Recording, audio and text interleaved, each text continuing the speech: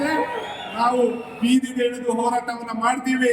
ಇವತ್ತು ಮೊದಲು ನಮಗೆ ಸಮಾಜ, ನಮಗೆ ಯಾವುದೇ ಪಕ್ಷ ಅಧಿಕಾರ ಶ್ರೀಮಂತಿಕೆ ಬೇಡ.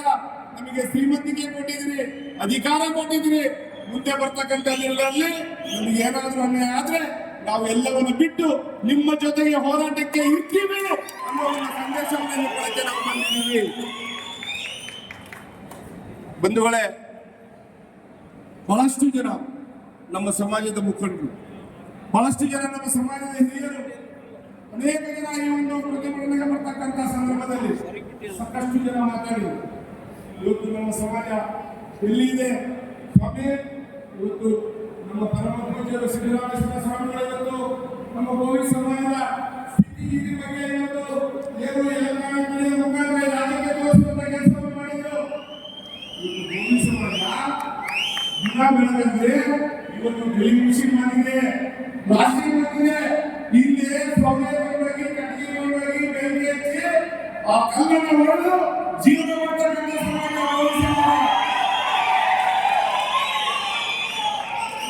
ಸಮಾಜ, ಉಳಿದು ಹೋಗ್ತಕ್ಕಂಥ ಸಮಾಜ. ಕಟ್ಟಿಗೆಯನ್ನು ಎತ್ಕೊಂಡು ಒಲೆ ಮೇಲೆ ಕಟ್ಟಿಗೆಯನ್ನು ಎತ್ಕೊಂಡು ಜೀವನ ಮಾಡ್ತಕ್ಕಂಥ ಸಮಾಜ. ಇವತ್ತು ಯಾವ ಹೊರಗಡೆ ಮಾತಾಡ್ತೀನಿ, ಇವತ್ತು ಪ್ರಚಾರ ಭೂಮಿಯ ಸಂಸ್ಥೆಲ್ಲ ಆಗ್ತೀವಿ. ಹಾಗಾಗಿ ಆತ್ಮೀಯ ಬಂಧುಗಳೇ, ಇವತ್ತು ಈ ವೇದಿಕೆ ಮುಖಾಂತರ ಸರ್ಕಾರದ ಎಲ್ಲ ಸಚಿವರುಗಳಿಗೆ, ಸನ್ಮಾನ್ಯ ಮುಖ್ಯಮಂತ್ರಿಗಳಿಗೆ ನಾನು ಈ ವೇದಿಕೆ ಮುಖಾಂತರ ಕೈ ಜೋಡಿಸಿ ಪ್ರಾರ್ಥನೆ ಮಾಡ್ತೀನಿ, ವಿನಂತಿ ಮಾಡ್ತೀನಿ. 54,000 ಹುದ್ದೆಗಳು ಇವತ್ತು ನಮ್ಮ ವೇದಿಕೆ ಎಲ್ಲ ಜನಪ್ರತಿನಿಧಿಗಳು ನಮ್ಮ ಸೇವೆ ವಿಷಯ ಮಾಡಬೇಕು. ಇವತ್ತು ನಾವೆಲ್ಲ ಶಾಸಕರಾಗಿದ್ದೀವಿ, ಅಧಿಕಾರಗಳನ್ನು ನೋಡಿದ್ದೀವಿ. ಮುಂದೆ ಬರ್ತಕ್ಕಂಥ ನಮ್ಮ ಮಕ್ಕಳು IAS ಆಗಬೇಕು, IPS ಆಗಬೇಕು, ಅವರ ಭವಿಷ್ಯವನ್ನು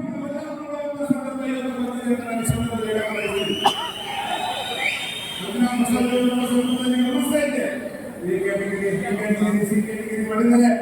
A category, B category, C category ಹೋದ್ರೆ ನಮ್ಮ ಸಮಾಜದ ಯುವಕರಿಗೆ ಯಾವುದೇ ಸರ್ಕಾರಿ ಸಿಗೋದಿಲ್ಲ. ಏನ್ ಮಾಡಬೇಕು ನಾವು? ಹೋರಾಟದ ಮೂಲಕ ಇವತ್ತು ನಮ್ಮ ಹಕ್ಕನ್ನು ನಾವು ಪಡೆಯುವಂತ ಕೆಲಸವನ್ನು ಮಾಡಬೇಕು. ಏನು ಪರಿಶಿಷ್ಟ ಜಾತಿಗೆ 12%, ಪರಿಶಿಷ್ಟ ಮಕ್ಕಳಿಗೆ 7%, 24% ಏನಿದೆ ಇದೀಗ ಸಂವಿಧಾನಿಕವಾಗಿ ಸೇರಿಸುವಂತ ಕೆಲಸವನ್ನ ಸರ್ಕಾರದ ಜವಾಬ್ದಾರಿ ಇದೆ.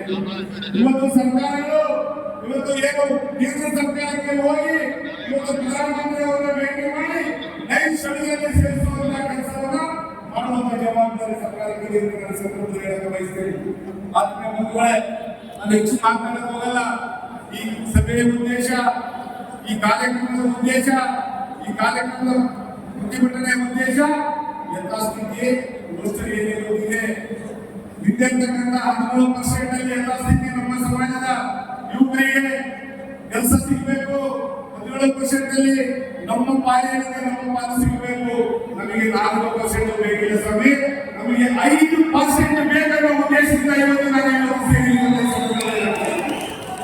ಹಾಗಾಗಿ ನಮ್ಮಲ್ಲಿರ್ತಕ್ಕಂಥ ವ್ಯತ್ಯಾಸಗಳು ಆ ಪಕ್ಷ ಈ ಪಕ್ಷವನ್ನು ಬಿಟ್ಟು ಇವತ್ತು ಯಾವುದೇ ಸರ್ಕಾರಗಳು ನಾನು ಎಲ್ಲ ಶಾಸಕರಿಗೆ ನಾನು ಬಹಳಷ್ಟು ಬಾರಿ ಈ ಮೀಸಲಾತಿ ವಿಚಾರದಲ್ಲಿ ಬಹಳಷ್ಟು ಗಮನಿಸಿದ್ರೆ ಇವತ್ತು ಯಾವುದೇ ಸರ್ಕಾರಗಳು ನಮ್ಮ ಪರವಾಗಿಲ್ಲ.